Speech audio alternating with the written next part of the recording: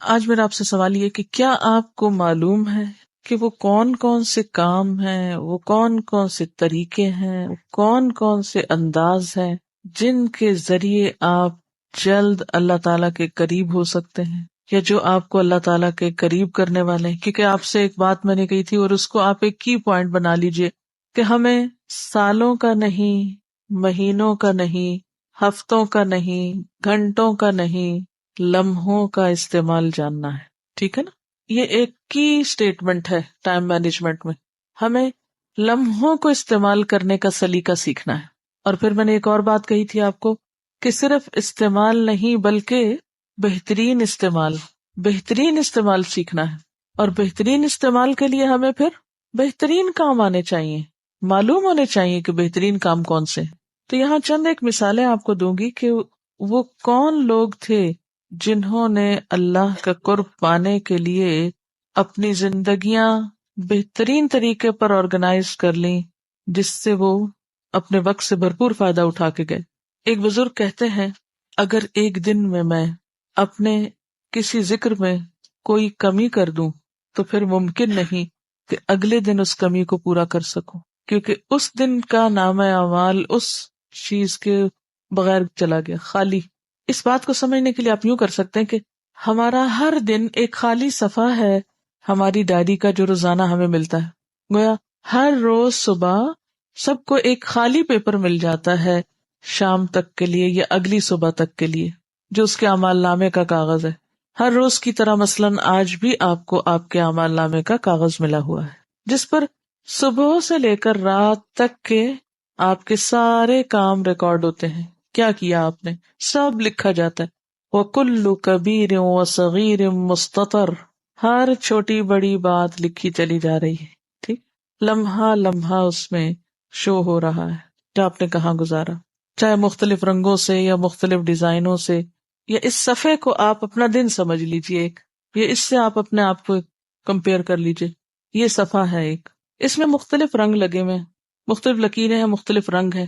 کہیں ایک رنگ ہے، کہیں دوسرا ہے، کہیں تیسرا ہے، کہیں پورا ہے، کہیں آدھا ہے، کہیں کٹا ہوا ہے، کہیں ایک طرف کو جھکا ہوا. آپ سمجھیے کہ یہی آپ کے سارے دن کے کام ہیں. اس طرح اپنے دن کو آپ شو کر سکتے ہیں، یا آپ مثلاً مختلف جگہوں پر مختلف کلرز کے ساتھ یا مختلف ڈیزائنز کے ساتھ یا کچھ گیپس چھوڑ کے کچھ خلا، یعنی مختلف کاموں کو آپ سمبلائز کر سکتے ہیں، مختلف شکلوں یا رنگوں یا ڈیزائنوں بنا سکتے ہیں. ٹھیک ہے، وہ ہے آپ کی زندگی کا ایک دن. اور جو آپ میں سے آرٹسٹ ہیں وہ اسکیچ بھی کر سکتے ہیں. ٹھیک ہے، اسکیچ کر سکتے ہیں آپ. ہر ایک کے اوپر یہ اسائنمنٹ لازم نہیں، لیکن آپ میں سے جن کو اللہ نے صلاحیت دی ہے میں ان سے ریکویسٹ کروں گی کہ وہ دوسروں کو سمجھانے کے لیے کوئی ایسا ایک ماڈل تیار کر لیں. ایک دن کا نقشہ بنائیں، کس میں ایک دن میں ہم جو کچھ کرتے ہیں اس کو مختلف رنگوں سے صرف شو کریں. کہیں کالا رنگ لگائیں برے اعمال کے لیے مثلاً، کہیں گرین رنگ لگائیں اپنے معمولات کے لیے، کہیں نمازوں کو شو کریں، کہیں عبادت کو شو کریں، کہیں حقوق العباد کو شو کریں، کہیں اپنے پڑھائی کو. اور ہر ایک کے جیسے رولز ہیں اس کے مطابق اس کے جو گولز ہیں، ایک ڈیلی گولز کی جو لسٹ ہے آپ کی، اس کو آپ شو کر سکتے ہیں. اب دیکھیے کہ جب تک ہم اپنے اہداف مقرر نہیں کرتے، اپنے گولز متعین نہیں کرتے، اس وقت تک ہمارے اوقات یا ہمارا ٹائم ایٹ رسک ہے، نقصان پر ہے. جلد از جلد اپنے فرائض اور اپنی ذمہ داریوں کی لسٹ بنا کر سامنے رکھ لیں کہ مرنے سے پہلے کیا کیا کر لینا چاہیے آپ کو، کون کون سے قرضے چکا دینے چاہیے، کون کون سے حق ادا کر دینے چاہیے، کون کون سے فرائض پورے کر لینے چاہیے. اور بائی دا وے وقت کون سا ہے وہ موت کا، کیا ٹائم ہے، ٹائم لمٹ کیا آپ کے پاس، لمحے کا نہیں پتا، اس لیے اس میں تاخیر نہیں ہونی چاہیے. وَلْتَنْظُرْ نَفْسٌ مَا قَدَّمَتْ لِغَدٍ، ہر شخص کو اپنا آپ حساب کرنا ہے. کیا ٹاسک ہے میرے، کیا اسائنمنٹس ہیں میری، کیا ذمہ داریاں ہیں میری، کیا فرائض ہیں میرے، کیا امنگیں ہیں، کیا آرزویں ہیں، کیا گولز ہیں، اہداف ہیں، زندگی میں کیا کرنا چاہتی ہوں. تو سب سے پہلے تو قرض اور فرض کی لسٹ بنائیے، مجھ پہ فرض کیا ہے، مجھ پہ قرض کیا ہے، یعنی ذمہ داری کیا ہے. پھر اس کے بعد آپ مزید کیا چاہتے ہیں، خواہشات کی لسٹ بنا لیں، امنگیں، آرزویں، ٹھیک ہے نا، ان کی آپ لسٹ بنا لیں. اچھا، پھر کچھ چیزیں تو سالوں میں ہوگی. ٹھیک، مثلاً عبداللہ بسفر ایک بہت اچھے قاری ہیں، ان سے کسی نے پوچھا کہ تم کیا کرنا چاہتے ہو زندگی میں، جیسے ہمارے یہاں بچے کہتے ہیں ہم پائلٹ بنیں گے، کوئی ڈاکٹر بنیں گے. تو ان سے کسی نے پوچھا کہ تم کیا کرو گے، تو ان کا میں اپنی زندگی میں 1 ملین لوگ حافظ بناؤں گا. ملین جو 10 لاکھ ہوتے ہیں. اب یہ تو نہیں ہو سکتا کہ کوئی اگر یہ گول بنائے اور وہ کہ کل میں اپنا گول پورا کر لوں. یہ نہیں ہو سکتا. کچھ گولز ایسے ہیں جو آپ کی زندگی کے ساتھ لمبی عمر تک چلیں گے اگر آپ کو اللہ نے لمبی زندگی دے دی. ڈپینڈ کرتا ہے تو اللہ کی مرضی، ہمارے ہاتھ میں تو کچھ نہیں. کچھ آپ کے گولز ایسے ہیں کہ جو شارٹ ٹرم ہوتے ہیں، کم وقت کے لیے ہوتے ہیں، تو یہ بھی آپ کو پھر دیکھنا ہوگا. پھر ایک اور حیثیت سے کہ جو آپ کے رولز ہوتے ہیں اسی کے مطابق آپ کے گولز ہوتے ہیں. آپ کا رول کیا ہے؟ مثلاً ایک سب سے اہم رول اس وقت آپ کا کیا کہ آپ ایک طالب علم ہیں، ٹھیک ہے. آپ کے اور بھی رولز ہو سکتے ہیں، مثلاً آپ ایک بیٹی ہیں، آپ ایک بیوی ہیں، آپ ایک ماں ہیں، آپ ایک مثلاً ڈاکٹر ہیں، کچھ بھی ہیں. اس کے مطابق آپ کو اپنے گولز جو ہیں وہ متعین کرنے ہیں. اگر آپ اپنے طالب علم ہونے کی حیثیت سے اپنے گولز متعین کر لیں کچھ، کہ آپ کو ہر روز کیا کیا کام کرنا ہوتا ہے، اس کی ایک لسٹ ہونی چاہیے آپ کے پاس کہ میرا ڈیلی ہوم ورک یہ ہے، میرا روز کا کام یہ ہے. ان گولز میں اضافہ بھی ہوتا چلا جائے گا، ٹھیک ہے نا. تو وہ اگر آپ کے سامنے ہوں گے گولز، تو پھر اس کے بعد آپ دیکھتے جائیں کہ آپ ان میں سے کیا کیا کر رہے ہیں، کیا کر سکتے ہیں، کیا نہیں کر سکتے، ابھی کتنا کام آپ نے کرنا ہے. تو ان گولز کو بھی آپ اپنے اس کلر کے ساتھ شو کر سکتے ہیں، ٹھیک ہے نا، مختلف کلرز کے ساتھ کہ یہ آپ کے ہائی امنگیں ہیں اور امیدیں ہیں جو آپ. اچھا، پھر آپ کے کچھ معمولات ہوتے ہیں دن کے، جیسے صبح شام کے آپ ذکر کرتے ہیں، نماز کے بعد کا ذکر کرتے ہیں، وغیرہ وغیرہ جو آپ کو کرنے چاہیے. اب کیا ہے، آج کے دن آپ نے مثلا صبح شام کی دعائیں کوئی نہیں پڑھی فار ایگزامپل، یا فجر کی نماز کے بعد کے اذکار نہیں پڑھے، وہ کیا ہوا، خالی خانہ چھٹ گیا. اب کل کے دن آپ کہیں اچھا میں کل پڑھ لوں گی نا، کیا ہوا آج نہیں پڑھی تھی، وہ آج یہ ہو گیا تھا، وہ ہو گیا تھا، یہ تھا وہ تھا، کوئی اس پہ الزام لگایا، کوئی اس کو بلیم کیا، کوئی کسی پہ ذمہ داری ڈالی اور کام کوئی نہ کیا. اب یہ جو آج کی آپ کی شیٹ ملی تھی نا، زندگی کا آج کا کاغذ آپ کا ملا تھا، اس میں تو رہ گیا خالی. اب یہ بزرگ یہی کہتے ہیں کہ جو میرا ایک دن کا عمل رہ گیا میں کل اس کو پورا کر ہی نہیں سکتا. پچھلے دن کی کاغذ تو واپس چلا گیا آ کے. جو آج آپ کو کاغذ ملا ہے کیا کل یہی ملے گا کہ جو خانے رنگ بھرنے رہ گئے تھے ذرا آج بھر لیں بیٹھ کے؟ یہ تو نہیں ہو سکتا نا. اس لیے جو آج کرنا ہے نا وہ آج ہی کرنا ہے آپ کو. تو جو اہم ترین عادت اللہ کے قریب ہونے کی ہے وہ کیا ہے؟ کچھ چیزوں کو جو آپ نے اپنے گول سیٹ کیے ہوئے، جو اپنی عادات ہیں، ٹھیک ہے بہت زیادہ نہ بے شک سیٹ کریں، اتنے ہی کریں جو آپ کر سکتے ہیں، ان کو آپ نے پورا کرنا ہے. سستی، کمی، کوتاہی، کاہلی، غفلت سے ان کو بھولنا نہیں، چھوڑنا نہیں. اور ہو جائے غفلت تو اتنا ہی وقت محض ایکسکیوزز کرنے میں نہیں گزار دینا، کیونکہ بہت سے لوگ نمبر 1 سستی سے کام نہیں کرتے، پھر نمبر 2 غیر حقیقی وجوہات بتاتے رہتے ہیں جو سچی کوئی نہیں ہوتی. اپنے کو بھی دھوکہ دیتے ہیں، اوروں کو بھی دیتے ہیں. وما یخدعون الا انفسهم وما یشعرون. جب تک اپنے ساتھ ہم سچے نہیں ہوں گے اس وقت تک ہم اپنے دشمن ہیں. خود اپنے ساتھ سچے، اپنا بھلا سوچے، کسی پہ احسان نہ کریں. ایک بچی میرے پاس آئی تو کہنے لگی میں نے کسی نے لیکچر دیا تو میں نے سنا کہ جو اولاد اچھے کام کرے تو وہ اپنے والدین کے لیے صدقہ جاریہ بنتی ہے، تو پھر مجھے کیا فائدہ ہوگا؟ اگر میرے کاموں کا فائدہ میرے ماں باپ کو ہی ہونا ہے تو میرا کیا فائدہ؟ میں نہیں کرتی. تو ہو سکتا ہے آپ بھی یہی سوچ رہے ہو، ہم کیوں اچھے بنے اگر ہمارے ماں باپ کو فائدہ ہونا ہے ہم سے. وَمَنْ جَاهَدَ فَإِنَّمَا يُجَاهِدُ لِنَفْسِهِ. سب سے پہلا فائدہ آپ کو خود ہوتا ہے، باقی کسی کو بعد میں ہوتا ہے. ایک کتاب ہے مقدمہ ابن خلدون، اس میں ہارون الرشید کے بارے میں آتا ہے کہ جب اس نے اپنے بیٹے الامین کو اس کے استاد کے سپرد کیا تو استاد کو ایک ریکویسٹ کی کہ اقرئہ القرآن، اس کو قرآن کی قرات سکھاؤ، قرآن پڑھنا سکھاؤ. وعرفہ الاخبار، تاریخ کی معرفت دو، اخبار کہتے ہیں تاریخ کو. وروّہ الاشعار، اور اس کو اشعار کی تعلیم دو یا اشعار سے مانوس کرو. وعلمہ السنن، سنت کی تعلیم دو، سنتیں سکھاؤ، یعنی زندگی میں عام روزمرہ زندگی میں کون سا کام کیسے کرنا چاہیے نبی صلی اللہ علیہ وسلم کی پیروی کرتے ہوئے. وبصرہ بمواقع الکلام، وبصرہ بمواقع الکلام. بصرہ کا مطلب ہے بصیرت دو اس کو، سجھاؤ اس کو. مواقع موقع کی جمع ہے، کلام کا معنی کیا ہے؟ کلام، یعنی بات کے جو موقع ہے، موقع محل کی مناسبت سے بات کرنا سجھاؤ یا سکھاؤ کہ کس موقع پر کیا بات کرنی چاہیے اور کس انداز میں کرنی چاہیے، کہ یہ بچہ کس وقت میں کیا کہا کرے.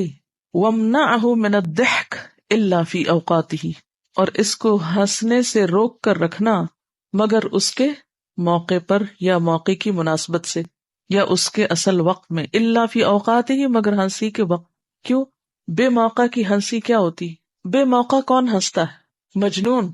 جو مجنون ہوتے ہیں، پاگل لوگ جنہیں آپ کہتے ہیں، ان بیچاروں کو نہیں پتا ہوتا کہ کہاں ہنسنا ہے کہاں رونا ہے، تو ہر موقع بے موقع وہ ہنس دیتے ہیں بعض اوقات۔ تو بعض لوگ بھی بالکل مجنونانہ حرکتیں کرتے ہیں، سنجیدہ مجلس میں ہنسنا شروع کر دیتے ہیں، بعض اوقات نماز پڑھتے ہوئے ہنسنے لگتے ہیں۔ عموماً آپ نے بچوں کو دیکھا ہوگا کہ نماز میں کھڑے ہوتے ہیں اور ساتھ ہی ہنسنا شروع کر دیتے، ایک ہنستا ہے اور سارے بچے اگر کٹھے نماز پڑھے سب ہنسنا شروع کر دیتے۔ اب ان کو آپ کیا کہہ کے معاف کر دیتے ہیں؟ بچے ہیں، لیکن بڑوں کو تو نہیں معاف کیا جا سکتا نا۔ اور اگر کوئی ایسی حرکتیں کرتا ہے کا مطلب ہے کہ اس کے اندر ادب نہیں، اخلاق نہیں، تمیز نہیں، اس کی تربیت ہی نہیں ہوئی، ٹھیک ہے۔ یعنی ہنسنا منع نہیں ہے، لیکن اس وقت ہنسنا جب ہنسنے کا موقع نہ ہو، یا بے موقع ہنسنا، وہ درست نہیں ہے۔ اسی طرح بے موقع کی بات حماقت ہے۔ مثلا موضوع کوئی چل رہا ہے، بات کوئی ہو رہی ہے، اور ایک شخص اٹھ کے بالکل ارریلیونٹ بات کرتا ہے، غیر موضوع، غیر مناسب، غیر متعلق، جس کو آپ کہیں گے، کیا کہیں گے آپ اس کو؟ کہ اس کا دماغ درست ہے؟ بات کس کی ہو رہی ہے اور یہ اس میں کیا کہہ رہا ہے؟ ایسا شخص کون ہوتا ہے؟ غیر حاضر دماغ، ناسمجھی کی علامتیں ہیں نا یہ۔ تو یہ سمجھداری پیدا کرنی ہوتی ہے، یہ تربیت سے آتی ہے، اور اس کے لیے یا تو ماں باپ تربیت کرتے ہیں یا پھر استادوں کا فرض ہے کہ وہ تربیت کریں اپنے طالب علموں کی، اپنے شاگردوں کی۔ لیکن والدین کو تو وقت ہی نہیں ہے، جن کے پاس کھانے کو نہیں، ان کے پاس یہ عذر ہے کہ ہم کیا کریں، بچوں کے لیے اگر کمائے نہیں تو ان کو بھوکا مارے۔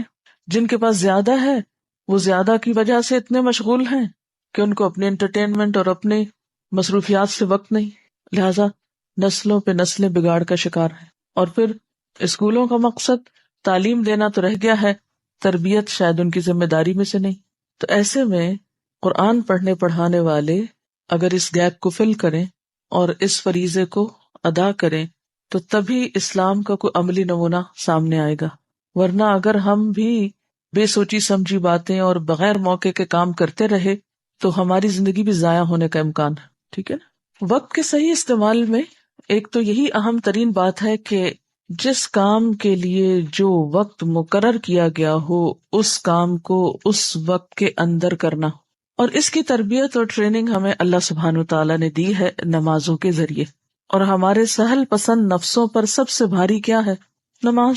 اور نماز نہ پڑھنے والے، خیر ان کے لیے تو پھر اوقات کی پابندی کوئی اہمیت ہی نہیں رکھتی، لیکن عموماً یہ دیکھا گیا ہے کہ جو نماز پڑھنے والے بھی ہیں وہ بھی ایک بہت بڑی مشکل کا شکار ہیں، اور وہ کیا ہے؟ افضل وقت یا وقت کے اندر نماز پڑھنا۔ عموماً اس کا اہتمام نہیں ہوتا، اور یہ کس کی صفت بتائی گئی؟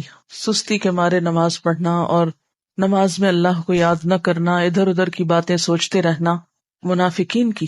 ان المنافقین یخادعون اللہ وہو خادعہم، بے شک منافق اللہ کو دھوکہ دیتے ہیں۔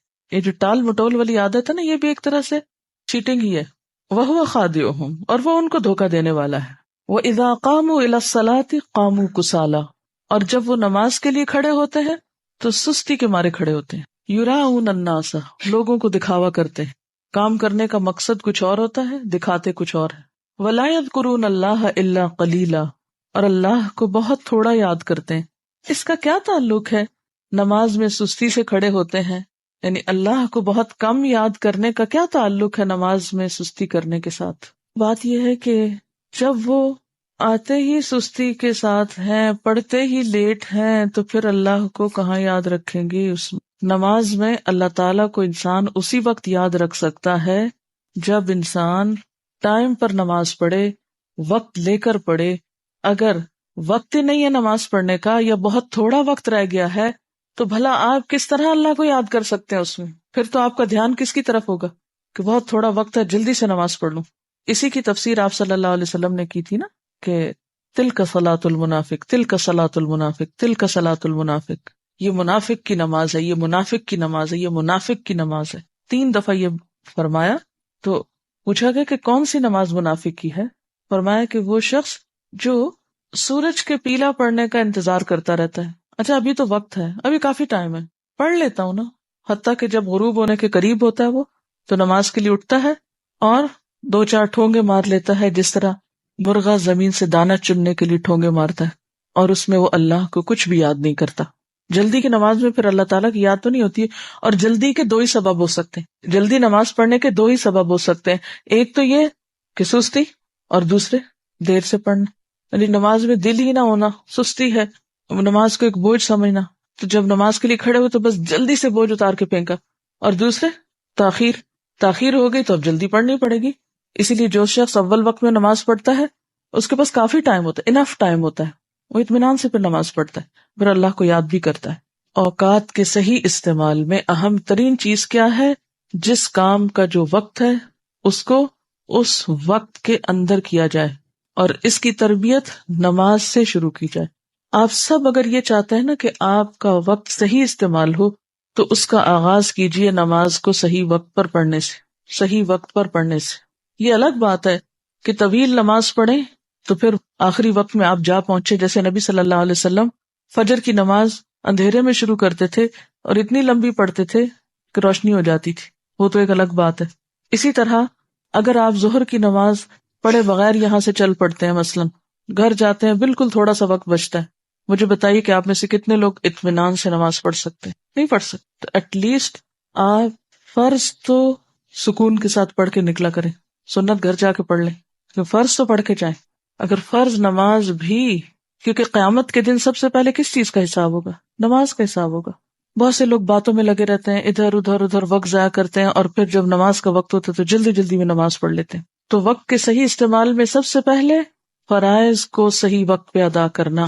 اسی طرح آپ دیکھیے روزہ ہے، روزے کے لیے اللہ تعالیٰ نے وقت مقرر کر رکھا ہے، رمضان کا مہینہ مقرر کر دیا. اگر یہ مقرر نہ ہوتا تو ہم میں سے کتنے لوگ تھے جو پابندی کر سکتے سال میں 1 مہینہ مسلسل روزے رکھنے. اسی سے آپ اندازہ لگائیے کہ اوقات کا مقرر کرنا کسی کام کے لیے کس قدر ضروری ہے، اور اس کے لیے آپ کو پری پلاننگ کرنی پڑے گی. یہ پری پلانڈ ہونا چاہیے. اگر آپ پلاننگ نہیں کریں گے کہ کون سا کام کب کرنا ہے تو اوقات ضائع ہوتے رہیں گے. کون سا کام کب کرنا ہے اور کب تک کر لینا ہے، مکمل کر لینا ہے. رمضان سے پہلے روزہ کتنے بھاری لگ رہے ہوتے ہیں، آتے ہیں تو پھر جاتے وقت کتنی اداسی ہوتی ہے. اٹ مینس کہ ہم کر سکتے ہوتے ہیں، لیکن اگر ہمیں پابند نہ کیا جاتا نا، ہم پہ فرض نہ ڈالا جاتا، تو شاید ہم کہتے ہم تھک گئے ہیں، 1 دن چھوڑ کے 1 دن رکھ لیتے ہیں، پھر 1 دن چھوڑ کے 1 دن کرتے کرتے 2 مہینے ہو جاتے، نہ یہ کام کر پاتے نہ وہ کر پاتے. اسی لیے منافقین کے بارے میں کیا کہا گیا؟ مذبذبین بین ذالک لا الہ الا ولا الہ الا. منافقین کی ایک اور کوالٹی کیا بتائی گئی؟ کہ وہ مذبذب، ڈاواں ڈول رہتے ہیں تذبذب میں، نہ ادھر کے نہ ادھر کے. تو جو شخص بھی اس طرح زندگی گزارے کہ اس کی زندگی تذبذب میں ہو، نہ ادھر کا ہو نہ ادھر کا، وہ کس کام میں ایکسل کرے گا؟ وہ کس چیز میں ایکسل کرے گا؟ کس چیز میں وہ آگے جائے گا؟ اور یاد رکھیے آخرت میں جو آپ کا مقام ہے نا، اس کی ایک جھلک یہ آپ کی دنیا کی زندگی ہے. جس طرح یہاں زندگی گزار رہے ہیں نا، جس درجے میں خیر بھلائی نیکی کے جس درجے میں آپ یہاں کھڑے ہیں اپنی عبادات میں، اخلاق میں اور باقی معاملات میں، قیامت کے دن بالکل اسی کا دوسرا حصہ آپ کو دیا جائے گا. اور اگر آپ نے اپنے اوقات یہاں ضائع کر دیے نا، اور اپنے اوقات سے صحیح طور پر فائدہ نہیں اٹھایا، اپنے فرائض کو اعلیٰ درجے میں ادا نہیں کیا، تو کل قیامت کو کس بات کا اجر چاہتے ہیں آپ؟ کن بلند درجات کی بات کرتے ہیں؟ جب کرنے کا وقت تھا اس وقت تو کچھ اور کرتے رہے، جب نیکی کے کام کرنے کا وقت تھا اس وقت میں تو ادھر ادھر کے شغل کرتے رہے. اب آگے قیامت کے دن کہ ہمیں جنت کے اعلیٰ درجات چاہیے، یہ کیسے ممکن ہے؟ تو بات یہ ہے کہ ہم کام کر سکتے ہیں، صرف نفس کو ڈھیل دیتے ہیں، لمبی لمبی آرزویں باندھتے ہیں، آج کا کام کل پہ ڈالتے ہیں، اور پھر کچھ بھی نہیں کرتے سوائے حسرت و یاس کے. پھر ہاتھ کیا آ سکتا ہے؟ تو ایک بات یہ ہے کہ اپنے آپ کو ڈھیل نہ دیا کریں. اچھا کر لوں گی، پھر کر لوں گی، پھر کیا ہوا؟ نہیں، خود کو ایک کے بعد ایک چیز میں پابند کریں، باندھیں، روکیں، کھینچیں کہ نہیں یہ تو کرنا ہی کرنا ہے. بس اب بچوں کے ساتھ آپ دیکھیں کہ مائیں کتنی جدوجہد کرتی ہیں، ان کا جی چاہتا ہے ہوم ورک کرنے. کتنے بچے ہیں جو خود آ کے خوشی سے اپنے کرسی میں اس پہ بیٹھ کے ہوم ورک کرتے ہوں، پکڑ پکڑ کے، کھینچ کھینچ کے، اور پھر جب عادت ہو جاتی ہے تو اگلے سالوں میں کیا ہوتا ہے؟ پھر کہنا نہیں پڑتا. تو کوئی بھی اچھا کام ہو، نیکی کا کام ہو، خیر اور بھلائی کا کام ہو، شروع میں آپ کہیں گے نہیں یہ تو ہو ہی نہیں سکتا، میرے لیے تو ناممکن ہے، میں نہیں یہ کر سکتی، میرے بس میں نہیں ہے. لیکن اگر آپ واقعی ارادہ کر لیں تو سب کچھ بس میں ہے، ہو سکتا ہے، کر سکتے ہیں اور کر جائیں گے. اور یہ کام آپ کو اپنے لیے خود ہی کرنا پڑے گا. اس کے لیے آپ اپنے نیکی کے کام، خیر اور بھلائی کے کاموں میں اوپر جانے کے لیے ٹارگٹ رکھا کریں. کیسے؟ مثلاً آپ اس کو ایک پہاڑ کے اوپر چڑھنے سے تعبیر کریں یا اس سے تشبیہ دیں. آپ اپنے ٹارگٹ رکھیں، اچھا مجھے اتنی دیر میں یہاں تک پہنچ جانا چاہیے.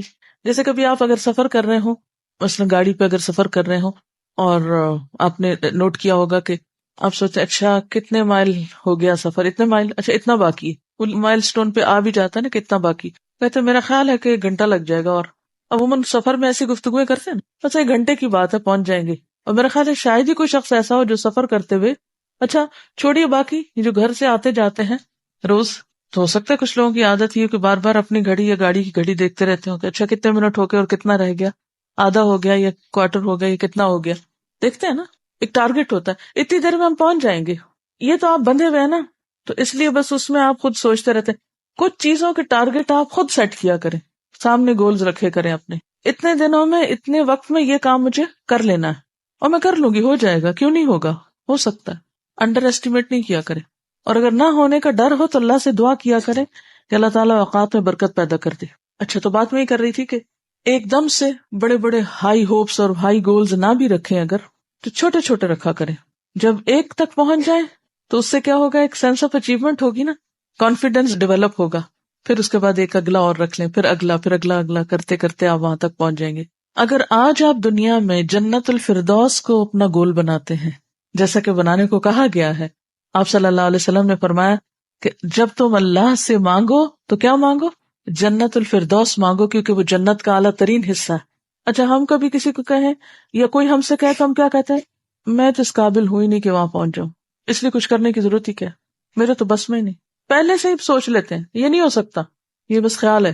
تو جو شخص اپنے کاموں کی ابتدائی مایوسی سے کرتا ہے اس سے پھر کس چیز کی توقع رکھی جا سکتی؟ صحابہ کرام اس سے برعکس سوچتے تھے، وہ جنت کو پانے کی سچی طلب اور تڑپ رکھتے تھے، اور واقعی وہ سمجھتے تھے کہ ایسا ہو سکتا ہے، اور اس کے لیے وہ ہر چیز چھوڑنے کو تیار ہو جاتے تھے، جان ہو، مال ہو، کچھ بھی چھوڑنے کو۔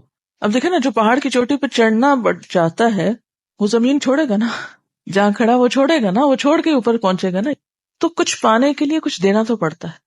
پھر آپ یہ دیکھیں کہ ملے گا کیا اور چھوڑ کیا رہے ہیں، کس کی قیمت زیادہ ہے؟ جس کی زیادہ ہے اس کو لے لیں، اور جس کی تھوڑی ہے اس کو چھوڑ دیں، اس کی قربانی کر لیں۔ اچھا اس کو ایک اور چھوٹی سی مثال سے سمجھیں، مثلاً عبداللہ بن عبد الملک کہتے ہیں کہ ہم اپنے والد کے ساتھ جب سفر کر رہے ہوتے تھے تو ہمارے والد ہم سے کہتے، سبحوا حتی تأتوا تلک الشجرہ، اچھا تم سب بچوں تسبیح کرو جب تک وہ درخت آ جائے، یعنی سفر کر رہے ہیں، پہلے تو وہ اونٹوں اور گھوڑوں وغیرہ پہ سفر ہوتا تھا، تو صحرا میں دور دور درخت نظر آتے تھے، وہ گھنے درخت بہت زیادہ تو نہیں تھے عرب کے ملک میں، ایک جگہ سے چل رہے وہ دور ایک درخت نظر آ رہا ہے، تو بچوں کو کام لگا دیتے، جب تک وہ درخت آتا ہے تم تسبیح کرنا شروع کر دو، وہ کہتے ہم کرتے جاتے، فنسبح حتی نأتیہا، کہتے جب ہم اس پہ پہنچ جاتے تو اگلا کوئی درخت دکھا دیتے، اچھا کبروا حتی تأتوا تلک الشجرہ، اللہ اکبر پڑھتے رہو جب تک وہ درخت آ جائے، اچھا وہ ہم پڑھتے رہتے، اور پھر جب اس پہ پہنچتے تو کچھ اور ٹارگٹ دے دیتے، اس پہ پہنچتے کچھ اور دے دیتے، اور اس طرح سفر بھی ختم ہو جاتا، دلچسپ ہو جاتا، اور اس کے ساتھ ساتھ نیکیاں بھی ملتی، وہ وقت کا کتنا بہترین استعمال ہوتا۔ اچھا یہاں ان کی ایک حکمت ہے نا کہ اگر بچوں کو کہتے دیکھو آدھا گھنٹہ تو تم تسبیح کرو اور آدھا گھنٹہ تکبیر پڑھو اور آدھا گھنٹہ فلاں کرو اور آدھا گھنٹہ وہ، تھوڑی دیر میں بچے بھول جاتے۔ اب جب وہ نصب العین سامنے آ گیا کہ وہاں تک پہنچتے ہوئے یہ کام کرنا ہے، تو ایک پلاننگ ہے نا۔ اچھا مثلاً ہم نے آپ کے ساتھ ایک پلاننگ کی ہوئی ہے، اس کے لیے کیا ہے، وہ لیسنس کو ڈے وائز الگ الگ کیا ہوا کہ اس دن اتنا ہو جانا چاہیے۔ اب بعض اوقات کیا ہوتا ہے، وہ سسٹم خراب ہو سکتا ہے اور آپ کا ٹارگٹ جو ہے وہ پورا نہیں ہو سکتا۔ اب یہ تو نہیں ہم کر سکتے کہ اس کو چھوڑ دیں کہ آج کا ٹارگٹ نہیں پورا تو چھوڑ دیتے، نہیں، اس کو اگلے دن زیادہ کام کر کے پورا کر لیں، اور جو ایک ڈیڈ لائن ہے وہاں تک اس کو مکمل کریں۔ باقی بہت سی بیچ میں ایسی چیزیں آ جاتی ہیں جو مرضی کے خلاف ہوتی ہیں، انسان کو مشین نہیں، مشین بھی ہو تو مشینیں بھی خراب ہوتی ہیں، ٹھیک ہے نا، مشینیں بھی خراب ہو جاتی ہیں، انسان کے ساتھ بیماری بھی ہے، مسائل بھی ہیں، بہت سی چیزیں لگی ہوئی ہیں، لیکن ان میں سے کسی بھی چیز کو اپنے راستے میں رکاوٹ نہیں بننے دینا چاہیے کہ اچھا اب یہ ہو گیا تو اب سب بیٹھ جاؤ، سب کام چھوڑ۔ ہم تو انتظار میں رہتے ہیں کہ کوئی ایسی ایمرجنسی ہو، خدا نخواستہ کوئی چیز ہو تو ہم ذرا آرام کر لیں، خوش ہو جائیں کہ شکر ہے کام نہیں کرنا پڑا۔ نہیں، اپنے ٹارگٹ مقرر کر رہے اور چھوٹے چھوٹے رکھتے جائیں، جب اس کو اچیو کر لیں تو اگلے پہ، اگلے سے اگلے پہ، اگلے سے اگلے پہ، تو انشاءاللہ آپ اس طرح اپنے اوقات کو صحیح طور پر استعمال کریں۔ آپ دیکھیں کہ اللہ تعالیٰ سارا سال ہم سے پابندی کراتے ہیں چھوٹے یونٹ میں، یعنی دن کے 5 حصوں میں 5 نمازیں پڑھوا کر، پھر سال میں روزے رکھوا کے، پھر اسی طرح زکوٰۃ، پھر اسی طرح حج، سب ٹائم کے ساتھ بندھے ہوئے ہیں نا. تو اپنے کاموں کو، جیسے پہلے بھی میں نے کہا تھا، اپنے کاموں کو اوقات کے ساتھ باندھ لے. بہت سے لوگ اپنا کافی وقت صرف اس میں ضائع کرتے رہتے ہیں کہ وہ اپنی مصروفیات کی کہانی سناتے رہیں.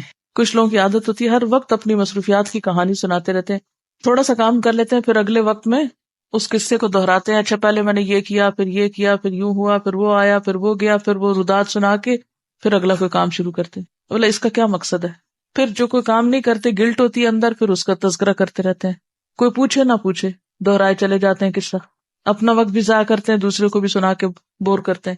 تو یہ جو زبان کی حفاظت ہے لغویات سے، بیکار گفتگو سے، اس سے خاص طور پر بچنے کی کوشش کریں. اپنی گفتگو کا اگر آپ حساب کرنے لگیں گے نا تو ان شاء اللہ تعالیٰ آپ کے وقت کا بہت سا حصہ جو ہے وہ بہت اچھے کاموں میں استعمال ہونے لگے گا. بہت سے لوگ زبان کی حفاظت سے مراد صرف یہ لیتے ہیں کہ جھوٹ نہ بولو، چغلی نہ کرو. وہ تو ہے ہی، وہ تو نہیں کرنی چاہیے، لیکن جو بہت کثرت کلام جو ہے یہ درست نہیں ہے. اللہ تعالیٰ کو جو چیزیں ناپسند ہیں ان میں مال کا ضائع کرنا اور قیل و قال.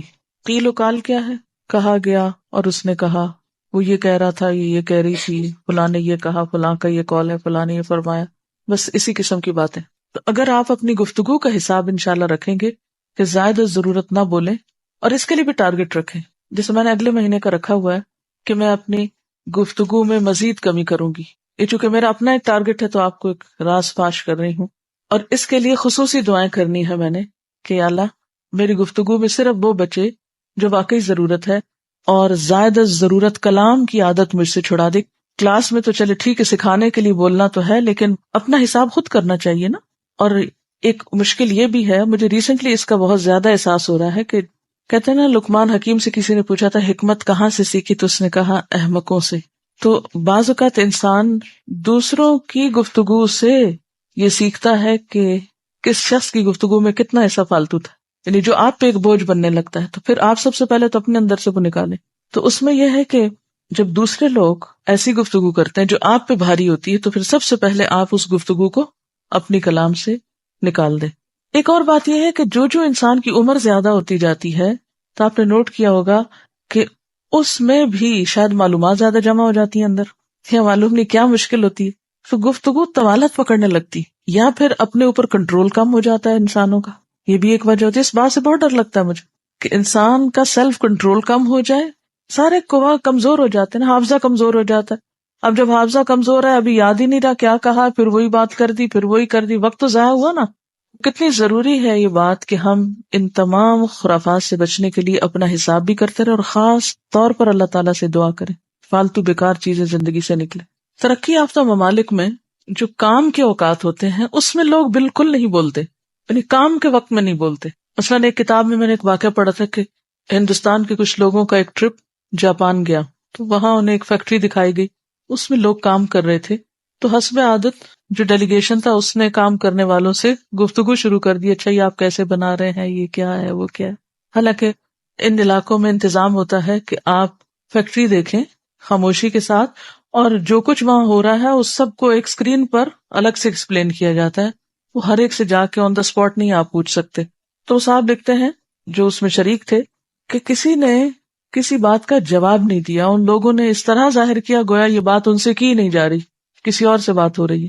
اچھا اب ہوا یہ کہ جب بریک ہوئی فیکٹری میں تو وہ صاحب جو ان کی بات کا جواب نہیں دے رہے تھے وہ آئے اور انہوں نے کہا کہ اصل میں ہم کام کے اوقات میں بات نہیں کرتے، کام کا وقت کام کا وقت ہے. اچھا اس کی ٹریننگ بھی ہمیں اللہ تعالیٰ نے دی ہے، کہاں؟ نماز میں. اگر آپ نماز پہ غور کریں تو نماز اگر ہماری درست ہو جائے اور نماز کا ہم صحیح فائدہ اٹھائیں تو ہماری ساری زندگی درست ہو سکتی، سارے عمل درست ہو سکتے ہیں. اچھا ہم لوگ اگر اپنے کام کے اوقات میں بولنا چھوڑ دیں ایٹ لیسٹ، تو آپ دیکھیں گے کہ کام بھی جلدی ختم ہو جائیں گے. ہمارے کام لمبے کیوں چلتے ہیں؟ کام ختم ہو کے کیوں نہیں دیتے؟ ہم کھانا پکا رہے ہیں یا کھانا کھا رہے ہیں یا کوئی بھی کام کر رہے ہیں تو آپ نے دیکھا ہوگا کہ وہ کام آدھے گھنٹے کا کام تھا، وہ گھنٹے سے بھی آگے نکل گئے، ہم ٹارگٹ میٹ ہی نہیں کر سکے. وہ ٹائم ٹیبل سارا ہی ڈسٹرب ہو گیا. کئی لوگ ٹائم ٹیبل بناتے ہیں اور پھر خود بھی اس کی پیروی نہیں کرتے، اس کو فالو نہیں کرتے. تو اب کیا ہوتا ہے کہ وہ کچھ بھی نہیں کر پاتے زندگی میں. تو اس میں اگر کام کے اوقات میں مثلاً آپ نے اگر اپنے پڑھائی کے لیے جو وقت مقرر کیا نا گھر میں، آپ اس وقت میں کسی ایسی جگہ چلے جائیں جہاں آپ پھر اس ٹائم میں بات نہ کریں کسی. اچھا، بعض لوگوں کا حال کیا ہوتا ہے، یہاں سے جاتے ہی بستہ کھول لیتے ہیں، کتاب کھول کے بیٹھ گئے، اور وہ بھی قرآن شریف. اچھا، پڑھ رہے ہیں، ساتھ اس کو کوئی انسٹرکشن دے رہے ہیں، پھر پڑھ رہے ہیں، اس کے ساتھ بات کر رہے ہیں، پھر پڑھ رہے ہیں، پھر 4-5 گھنٹے وہ بھی ساتھ ہے، وہ بھی ساتھ. گھر والے یہ امپریشن لے رہے ہیں کہ وہاں سے کام بہت زیادہ ملتا ہے، اور یہ تو سارا وقت ہی کام کرتے رہتے ہیں. آپ بھلے ان سے باتیں کریں، لیکن ان کو بھی سیٹسفیکشن نہیں ہوتی کہ آپ نے ان سے کوئی بات کی، اور پڑھائی بھی نہیں ہو پاتی. تو اس کے لیے آپ کیا کر سکتے ہیں کہ جاتے ہی بستہ نہیں کھولیں، آپ جائیں، جو بھی آپ کی روٹین ہے، نماز کی، آرام کی، کھانے کی، گھر والوں کو ٹائم دینے کی، گھر کے کسی کام کی، یا کچھ بھی جو بھی ہے اسے کر لیں.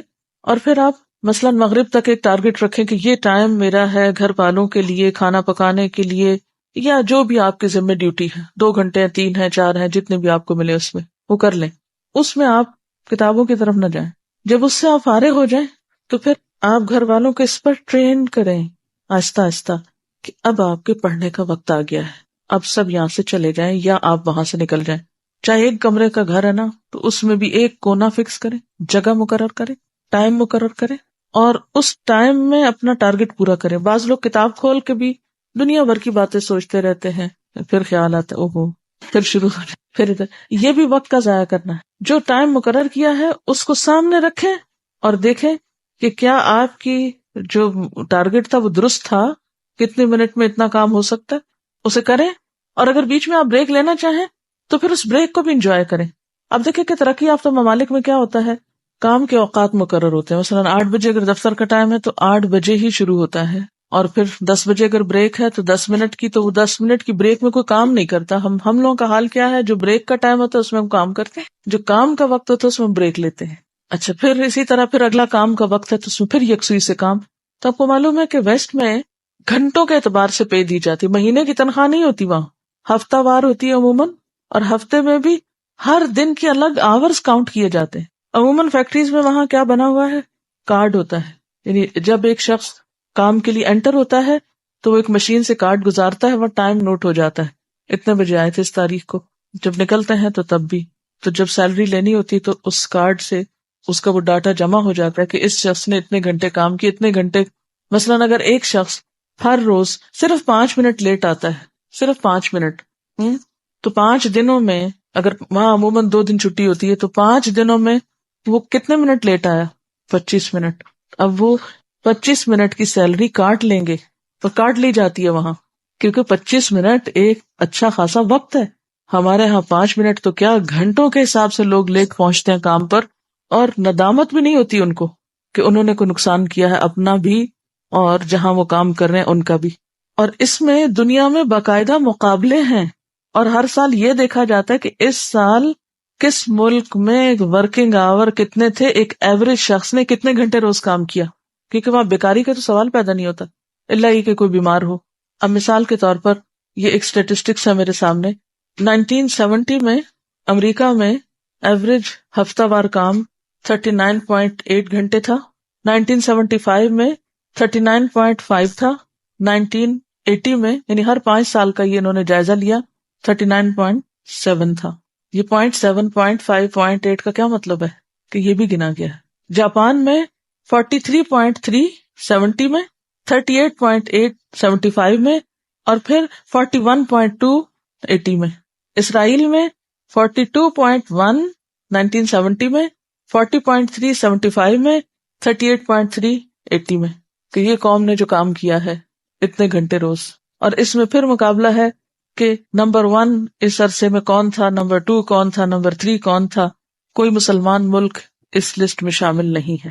یہ بتا رہی ہے کہ ڈھارکی میں ایشیا کا سب سے بڑا ایگرو کیمیکل کا پلانٹ ہے، اور اس میں توسیع ہوئی تو چائنا سے خواتین ورکرز آئیں، تو لوگوں نے کہا کہ یہ عورتیں کیا کام کریں گی، تو آپس میں بہت باتیں کریں گی. لیکن انہوں نے اتنی اوقات کی پابندی اور محنت کے ساتھ اپنے کام کو کیا کہ وقت سے پہلے اپنا ٹارگٹ مکمل کر لیا، یعنی وقت سے پہلے اپنا گول اچیو کر لیا، اور وقت سے پہلے جو پلانٹ تھا اس کی جو توسیع کا کام تھا وہ مکمل ہو گیا. اور کام کے اوقات میں بالکل بات نہیں کرتی تھی، ایک بریک میں وہ والی بال کھیلتی، چھٹی کے وقت سوئمنگ کرتی، اور بہت ایکٹیولی سب کام ہو رہا تھا. ہمارے ہاں نہ کام کے وقت میں کام کی عادت ہے، نہ ہی کام کا احترام ہے. ہاں تمنائیں بہت بڑی ہیں، کیا چاہتے ہیں، دین کی خدمت چاہتے ہیں. دنیا کے کام تو محنت کے بغیر ہوتے نہیں. دین کا کام ایک ایسا کام ہے جو بغیر کسی منصوبہ بندی کے، بغیر کسی محنت کے خود ہی ہو جاتا ہے. ہمارے ہاں تو جمعے کی چھٹی بھی نہیں ہے، اس میں بھی کام ہے. کیا سکھایا گیا ہے کہ اذا قضیت الصلاۃ فانتشروا، جب نماز ہو جائے تو فانتشروا فی الارض فابتغوا من رزق اللہ، کام کرو، رزق تلاش کرو.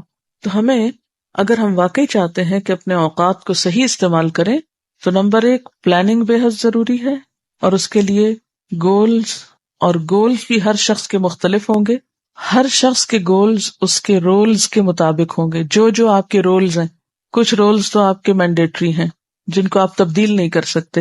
مثلاً ایک ماں ہے، گول تبدیل نہیں کر سکتی. اسی طرح مثلاً آپ طالب علم ہیں تو آپ کا یہ رول تبدیل ہو جائے گا کچھ عرصے کے بعد. تو اب آپ اپنی زندگی میں یہ دیکھیے کہ آپ کے اوپر کیا کیا ذمہ داریاں ہیں، آپ کی اس وقت کی موجودہ حیثیتیں کیا ہیں. مثلاً آپ ایک بیوی ہیں، مثلاً آپ ایک بیٹی ہیں، مثلاً آپ ایک طالب علم ہیں، مثلاً بہن ہیں. اپنے مختلف رولز کو دیکھ لیجیے امپورٹنٹ ہے. اب مثلاً اگر آپ ایک بیوی ہیں تو ظاہر ہے آپ کے شوہر کے حقوق ہیں آپ پر. علم کا حاصل کرنا آپ کے شوہر کے حقوق کی قیمت پہ نہیں ہو سکتا. اسی طرح اگر آپ ایک بیٹی ہیں تو والدین کی مدد کرنا یا ان کا ساتھ دینا آپ کی ذمہ داریوں میں سے. تو پہلا کام تو یہ کیجئے کہ ایک جو آپ کا رول ہے اس کے مطابق آپ کا گول کیا ہے، آپ کی ذمہ داریاں کیا ہیں. پھر اگلی بات یہ ہے کہ کون سا کام آپ نے کب کرنا ہے، کون سا کام کب کرنا ہے آپ کو. اب بعض لوگ ایک بوجھ سر پہ سوار رکھتے ہیں، اور ہمارے بچے ہیں نا، کیا کریں، کوئی وقت نہیں ملتا، سارا دن بچوں کو رونا روتے رہیں گے، کیا کریں، شوہر ہی نہیں مانتے، ان کی بڑی ذمہ داری مجھ، سارا دن شوہر کی بات، بہانہ ایک بنا لیا. تو یہ جو بہانے بنانے کی عادت ہے، یہ زندگی سے نکال دیجیے. اگر آپ جس وقت میں جو کرنا چاہیے اس کے پابند ہو جائیں تو شکایت بھی نہیں رہے گی. پھر شوہر کو شکایت نہیں ہوگی، پھر بچوں کو شکایت نہیں ہوگی، پھر آپ کی ٹیچر کو آپ سے شکایت نہیں ہوگی، کیونکہ آپ نے اپنے پڑھنے کے وقت میں کیا کیا، پڑھا اور پڑھ کر آئے. اچھا، کلاس میں آپ کی ذمہ داری کیا ہے، توجہ سے سننا، لکھنا، اور جو کہا گیا، انسٹرکشنز دی گئی، ان کو فالو کرنا. اگر آپ اس وقت میں کچھ اور کر رہے ہوں تو کیا ہوگا، استاد کو شکایت ہوگی، اور یہ وقت کا ضیاع بھی ہوگا. آپ پھر یہاں بیٹھے کس لیے، آپ کچھ اور کریں جا کے. احمد بن عطا سے پوچھا گیا کہ طلب العلم فریضۃ علی کل مسلم کا معنی کیا ہے، کس چیز کا علم حاصل کرنا فرض ہے، کون سا علم حاصل کرنا فریضہ کے درجے میں ہے. ٹھیک ہے نا، علوم تو بہت سے ہیں نا، لیکن ہر علم کا سیکھنا تو فرض نہیں ہے نا. تو انہوں نے کہا علم الحال و علم الوقت و علم السر فمن جہل وقتہ وما علیہ فقد جہل العلم الذی امر به. علم الحال، حال کا علم. حال کا علم کا مطلب یہ ہے کہ جو آپ کا حال ہے، یہ حالت ہے، جو آپ کا سٹیٹس ہے، یہ اپنا حال، جیسے ابھی رول کیا ہے نا، یعنی آپ کے رولز کے مطابق ایک آپ کا جو رول ہے اس کے بارے میں آپ کو علم ہونا چاہیے. مثلاً آپ کے رولز میں سب سے پہلا رول کیا ہے کہ آپ اللہ کے بندے ہیں. بندگی میں آپ کو کیا کیا کرنا ہے، تو فرائض آ گئے نا اس میں، نماز. اور پھر اسی طرح آپ کے حال میں ایک یہ ہے کہ آپ ایک بیوی ہے، بہن ہے، ہمسائی ہے. مثلاً جو آپ کی حالت ہے اس میں والدین کے حقوق پتہ ہونے چاہیے، شوہر کے حقوق پتہ ہونے چاہیے، بچوں کے حقوق پتہ ہونے چاہیے، وغیرہ وغیرہ. تو یہ حال کا علم ہے نا، یہ جو بھی آپ کا حال ہے، حالت ہے، اسٹیٹس ہے یا وقت ہے. ٹھیک ہے. دوسرا ہے علم الوقت. علم الوقت فریضہ ہے، ٹائم مینجمنٹ کا سیکھنا فرائض میں سے ہے کہ کس وقت میں مجھے کیا کرنا ہے، بچپن میں کیا کرنا ہے، جوانی میں کیا کرنا ہے، بڑھاپے میں کیا کرنا ہے. ہمارا حال کیا ہے، جو بس وقت آتا ہے گزار دیتے ہیں، پہلے سے نہیں پتا کہ ہمیں کیا کرنا ہے، نہ اپنے لیے پتا ہے نہ بچوں کے لیے پتا ہے. پھر اسی طرح عبادات کا وقت کیا ہے، تعلیم کے اوقات کیا ہونے چاہیے. اور انہوں نے بہت اہم بات کی تھی کہ فمن جہل وقتہ، جو وقت کے علم سے، یعنی وقت کے بارے میں جاہل ہے، اور اس بات سے جاہل اللہ علم ہے کہ وما علیہ، کہ کس وقت میں اس کی ذمہ داری کیا ہے، کس وقت میں کس چیز کا ٹائم ہے. فقط جہل العلم، ایسے شخص کا علم سے کوئی تعلق نہیں، وہ علم سے بھی ناشنا ہے. کتنی بڑی بات ہے یہ. طلب العلم فریضۃ علی کل مسلم. تو یہ کون سا فریضہ ہے؟ دو چیزیں مینلی ہو گئی. ایک تو یہ ہے کہ اپنی ذمہ داریاں پہچانیں، اپنے رولز کو ڈٹرمن کریں، اور ہر رول کے تحت آپ کے اوپر کیا کیا ذمہ داریاں، اور پھر ہر ذمہ داری کو ادا کرنے کا وقت کیا ہے. اور اس کے بعد ہر چیز کی ایک حد ہے، لمٹ ہے، کہ مثلاً نماز خشوع سے پڑھنی ہے، لیکن یہ نہیں کہ آپ اتنی لمبی کر دیں کہ آپ کے کھانے کا وقت نکل جائے. اب آپ کا اس وقت رول کیا؟ مثلاً اگر میرے بچے چھوٹے ہیں، دودھ پیتے بچے ہیں، تو میری نمازیں وہ نہیں ہو سکتی ہیں نا جو شادی سے پہلے جتنی لمبی ہو سکتی ہیں. شادی کے بعد یہ بچوں کے ساتھ اتنی لمبی نماز نہیں ہو سکتی. بچہ اگر رو رہا ہے، چیخ رہا ہے، چلا رہا ہے تو میری نماز آٹومیٹکلی چھوٹی ہو جائے گی. اب مثلا میں تدریس کا کام کر رہی ہوں یا ساتھ اور تھوڑا بہت، تو ان اوقات میں عمر کے مختلف حصوں کے ساتھ مختلف اوقات رہے ہیں. مثلا جب میں طالب علم تھی اس وقت بھی میں سکھاتی تھی، لیکن اس وقت جیسے ہفتے میں ایک دفعہ. جب شروع میں سکھانا شروع کیا تبھی علم اتنا پختہ نہیں تھا، اس وقت تھوڑا تھوڑا پڑھایا، بہت کم سکھایا، 2 آیتیں 3 آیتیں. پھر اس کے بعد جب باقاعدہ استاد بنی تو اس میں تھوڑا اور اس کو انکریز کیا. پھر شادی ہوگی، پھر بچے تھے، پھر ہفتے میں 1-2 دفعہ درس دیتی رہی. پھر اس کے بعد تھوڑے بچے اور بڑے ہوئے اور وقت ملا، اس کو اور انکریز کر لیا. یعنی ساری ذمہ داریاں سامنے رکھ کے صرف پرسنٹیج طے کر لیں کہ کس وقت آپ کا کون سا رول زیادہ اہم ہے اور اس کے لیے آپ کو کتنا وقت چاہیے، اور کب آپ کی عمر کے کون سے حصے میں کون سی ذمہ داریاں نسبتاً کم ہو گئیں اور اب کس اور چیز کو آپ کا زیادہ وقت چاہیے.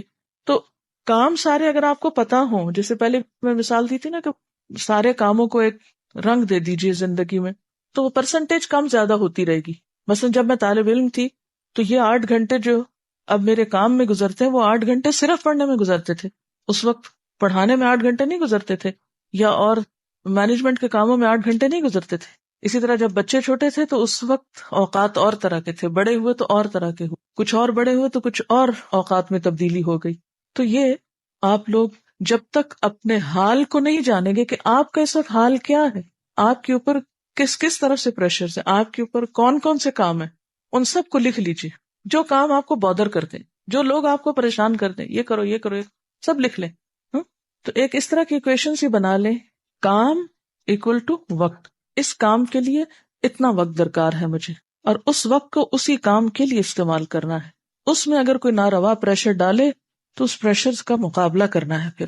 اور اگر آپ تنکوں کی طرح ہلکے ہو کے ہر چیز پہ بہتے چلے گئے تو پھر تو آپ کچھ بھی نہیں کر سکیں، پھر کہیں ٹھہریں گے آپ. اور یہ جو انسان کے اندر ایک کیفیت آتی ہے نا کہ ڈٹرمینیشن کی اور پختگی کی، اللہ کی مدد سے آتی، صبر کے ساتھ آتی. جلد بازی کو زندگی سے نکال دے تو پھر آتی. چھوٹی چھوٹی باتوں پر پریشان ہو جانا، چھوٹی چھوٹی باتوں پہ بڑے بڑے فیصلے کر لینا، چھوٹی چھوٹی باتوں پہ، جیسے کل بھی شاید بات کی تھی جذباتیت کی، تو آپ کو جذباتیت زندگی سے نکالنی ہوگی. لوگوں کی باتوں کی پرواہ چھوڑ دیں، کیونکہ جب ہم لوگوں کی باتوں کی پرواہ کرنے لگتے ہیں تو ہم چاہتے ہیں ایک دن میں لوگ پلٹ جائیں. نہیں پلٹ سکتے، چھوڑ دیں آپ ان کو، پلٹ جائیں گے جب انہوں نے پلٹنا ہوگا. میرے ساتھ ریسنٹلی 1-2 واقعات ہوئے.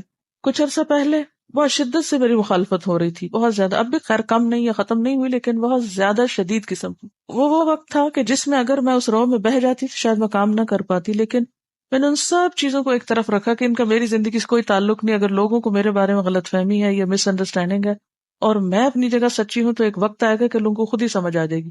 اور اگر میں اس میں اپنا کام چھوڑ کے اور لوگوں کی باتوں کا جواب دینے بیٹھ جاؤں گی تو جو کر رہی ہوں اس میں رکاوٹ آ جائے گی. اور یہ سب تو شیطان کا شر ہے ہی، اس لیے کہ میں جو کر رہی ہوں وہ چھوڑ دوں. تو مجھے وہ نہیں چھوڑنا جو میں کر رہی ہوں.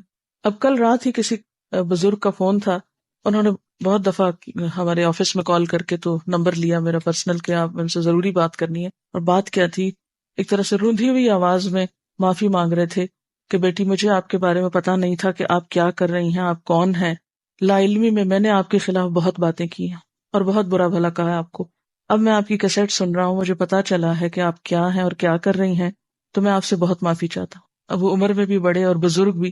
تو مجھے نعوذ باللہ ایک لمحے کے لیے بھی خیال نہیں آیا کہ اچھا، بلکہ الٹا ان کے لیے دل سے دعا ہی نکلی کہ اللہ تعالیٰ نے اتنی سمجھ دی ہے کہ اپنے سے چھوٹے کسی انسان سے وہ اس طرح کی معذرت کر لے. ہمیں سے کتنے لوگ ہیں یہ جو یہ کر سکتے ہیں کہ کسی کے ساتھ برا کیا اور پھر جا کے کہیں آپ مجھے معاف کر دیں، میں نے آپ کے ساتھ یہ کیا ہے. ہمارے اندر وہ ظرف ہی نہیں ہے. تو اس وقت میں اللہ کا ہی شکر ادا کر رہی تھی اور میں سوچ رہی تھی کہ یہ ایک سائن ہے، سمبل ہے کہ اگر آپ ایک چیز کو حق اور سچ سمجھ کر اس پہ جمے ہو تو مخالفت تو ضرور ہوگی، اور اگر ہوگی تو پھر اللہ ٹیسٹ کرے گا، امتحان لے گا کہ تم پھر بھی جمے رہتے ہو یا پھر ہل جاتے ہو یا چھوڑ دیتے ہو اپنا کام. تو جو آندھی طوفان کے وقت کام چھوڑ کے بیٹھ جائے پھر کیسے آگے چل سکتا ہے. آپ کرتے جائیں، لوگوں کی مس انڈرسٹینڈنگ، لوگوں کی غلط فہمیاں، لوگوں کی باتیں کوئی حیثیت نہیں رکھتی. آپ مجھے بتائیے قیامت کے دن لوگوں کی باتیں ہم کو بچائیں گی؟ لوگوں کی باتیں ہمارے پلے میں اگر وہ غلط ہی کر رہے ہیں اور برا ہی کر رہے ہیں تو وہ بھی ہمارے حسنات میں پڑیں گی. قیامت کے دن ہمارے نیکیوں میں اضافہ ہو جائے گا، اور ہم اپنی طرف سے برا نہیں کر رہے اور ہم کسی کو برا بھلا نہیں کہہ رہے. اس کے باوجود لوگ بغیر جانے ایک بات سنی سنائی پہ چل رہے ہیں تو چلتے جائیں. کیا فرق پڑتا ہے، ہم لوگوں کے تو کچھ کر نہیں رہے. تو آپ جب تک اپنے آپ کو اللہ کے لیے خالص نہیں کریں گے نا تو نیکی کے کام میں ٹھہر نہیں سکتے، کیونکہ آپ کر لوگوں کے لیے رہے ہیں. جس دن لوگوں کی تعریف نہیں ملی تو آپ لازماً بیٹھ جائیں گے. جو لوگ صرف تعریفوں کے بلبوتے پہ کام کرتے ہیں وہ زیادہ دیر نہیں چل سکتے. اللہ تعالیٰ کو سب سے زیادہ جو دعا پسند ہے وہ عافیت کی دعا ہے کہ اللہ میں آزمائشوں سے بچا کے رکھ. لیکن پھر یہ اللہ ہی اس راز کو جانتا ہے کہ کس کو کہاں کس چیز میں آزمانا ہے. اور یہ یاد رکھیے کہ کسی کی آزمائش چھوٹی ہوتی کسی کی بڑی ہوتی، لیکن ہوتی ہر ایک کی ہے. ایک تو یہ بات زندگی میں یاد رکھیں، اگر ہم سمجھتے ہیں کہ دین کے راستے میں ہمیں کوئی رکاوٹ نہیں، گھر والوں کا سب تعاون حاصل، ہو سکتا ہے صحت کے کسی مسئلے میں آزمائے جا رہے ہو سکتا ہے کوئی مال میں آزمایا جا رہا، ہو سکتا ہے کوئی اولاد میں آزمایا جا رہا، ہو سکتا ہے کوئی شوہر کی طرف سے آزمایا، ہو سکتا ہے کوئی بیکار کی کسی اور چیز میں.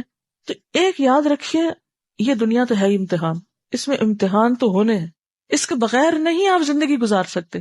لیکن امتحان کے وقت کون سا رویہ درست ہے یہ جاننا بھی بے حد آپ کو ضروری. تو یہ علم الحال ہے کہ کس وقت میں کیا ایکشن لینا ہے، کس کام کو کس طریقے پہ کرنا ہے، کس چیز کے لیے کیا وقت مقرر ہے. اور جب تک یہ آپ نہیں کریں گے اس وقت تک بات نہیں بنے گی. کیونکہ جو چیزیں اللہ نے فرائض کے درجے میں رکھ دی ہے نا، مثلا نماز فرض ہے، اب آپ 100 بہانے بھی کریں تو کیا کوئی ایک بھی قبول ہے اس میں سے؟ تب بھی قبول نہیں ہے. نماز نماز ہے جو وقت کی پابندی کے، ان الصلاۃ کانت علی المؤمنین کتابا موقوتا، وقت کی پابندی کے ساتھ فرض ہے، کوئی بہانہ نہیں چلے گا. اسی طرح ماں باپ کے ساتھ احسان کا رویہ فرض ہے، کوئی بہانہ نہیں چلے گا.